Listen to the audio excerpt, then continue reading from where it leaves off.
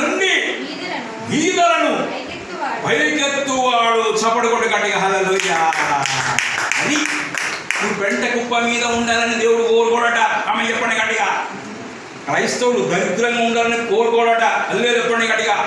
క్రైస్తవుడు అప్పుల పాలు కావాలని దేవుడు కోరుకోడట. చెప్పడు గట్టిగా హల్లెలూయా. కాబట్టి దేవుడు అక్కడ మాట్లాడుతాడు, పెంట కుప్పల మీద నుండి నేను దీనులను పైకి లేవని అని చెప్తున్నాడు. ఆమె చెప్పండి గట్టిగా. నువ్వు పెంట కుప్ప అంటే పెంట కుప్ప గుడిసెలు కాదు, అంత దీన స్థితిలో ఉన్నా నేను పైకి లేవనెత్తా. ఓ స్తోత్రం, దీవించబడదాం. దేవుడు సెలవిస్తుడు. దేవునికి మహిమ కలుగును గాక. అంత మంచి మాట విన్న దేవునికి మహిమ కలుగును గాక.